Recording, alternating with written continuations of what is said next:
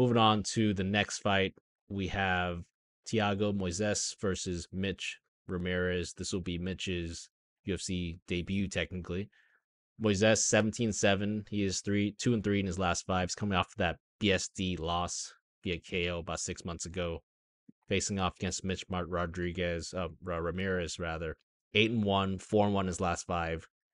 He's coming off of a KO win at the LFA, but before that, he was actually KO'd by Carlos Prates, who got a win, I believe, over Trevin Giles. So this guy, he got KO'd by a UFC level fighter here.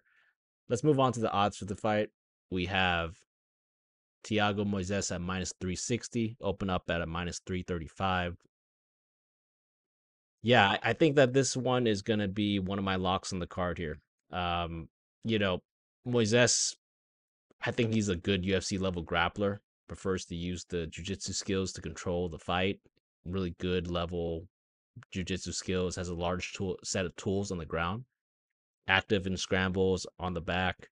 He can also reverse position if taken down. I think his striking is okay. Decent kicks, can work in the combos with the kicks. He does have volume, but it's inconsistent at times, depending on the opponent. Mitch is just that wrestler that likes to grind on opponents for a tough win. I think he's a good wrestler. He does have top control and, will stay there to secure the dub. I think that his striking is also below average, though. His leg kick is okay, but he really struggles with range and distance management. He can get hit on the way in.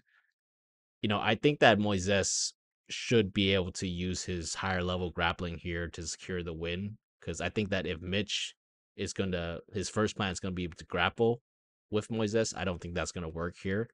I think that Moises is a proven UFC level fighter. He's already lost to ranked level fighters, in my opinion, at lightweight.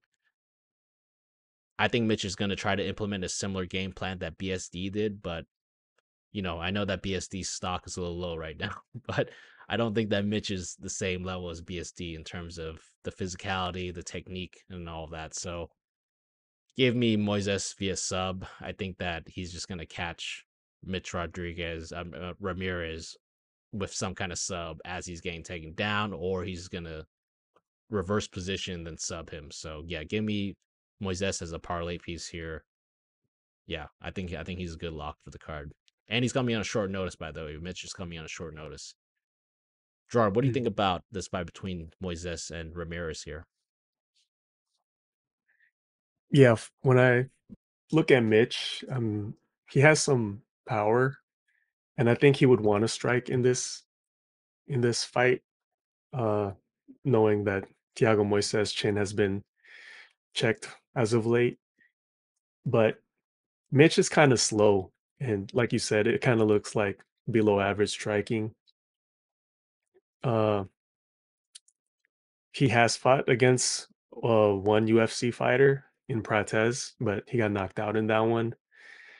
Um, Thiago Moises, I don't think he wants to stand and strike too long.